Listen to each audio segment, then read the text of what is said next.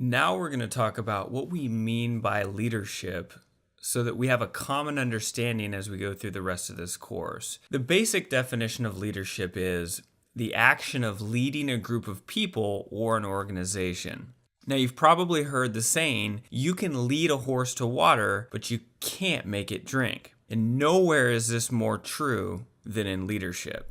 You see, because your title or position won't give you true leadership. You can't force people to follow you. Any influence that you appear to have based on leaning on your authority or your title is only going to be superficial. It's only going to be skin deep, as they say. So, what is true leadership then? Let's look at a couple of quotes to help us gain clarity. The first one is a quote by a gentleman named Steve Zeitchik. He's the CEO of Focal Point Strategies. And here's his quote. He says, "Leadership is inspiring others to pursue your vision within the parameters you set to the extent that it becomes a shared effort, a shared vision, and a shared success."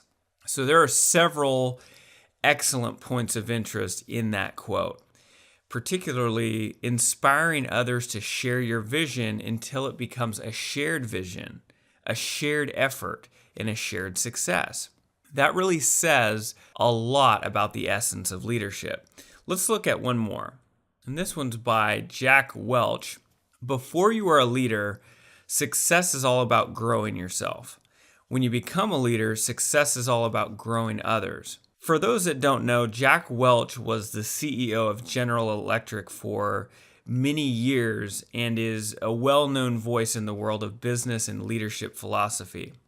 Jack's quote really drives at some of the other essential elements, namely the idea of growing yourself and then growing others. To me, leadership is first and foremost about leading by example. You will never get anyone to truly follow you just by telling them to. You create followers by so powerfully living your vision that they are inspired to follow you of their own free will.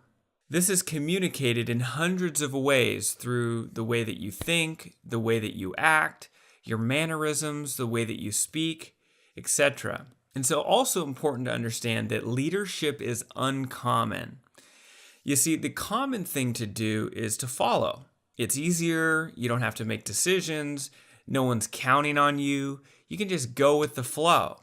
To be a follower means to be driven from the outside in, whereas to be a leader, you have to be driven from the inside out. Leaders take initiative. A follower's favorite line is, "Nobody told me."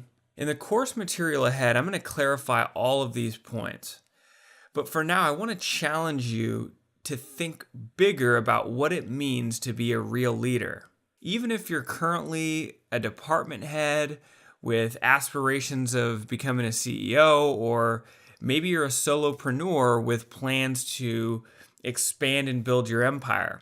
Regardless of where you are now, I strongly suggest that you begin to think and behave the way a successful leader would think and behave. And I'm going to show you how to do that. You're going to be amazed at what that type of thinking and that type of behavior will do for your results right now. I also want to challenge you to commit yourself fully to developing the skills and embodying the qualities that we're going to be covering.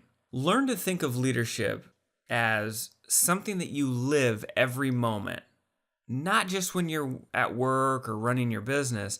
Leadership is more about who you are as a person than it is about your role or your title. Now that we have clarified a bit about what we mean by leadership, let's continue forward and begin to learn how to truly develop as a real leader.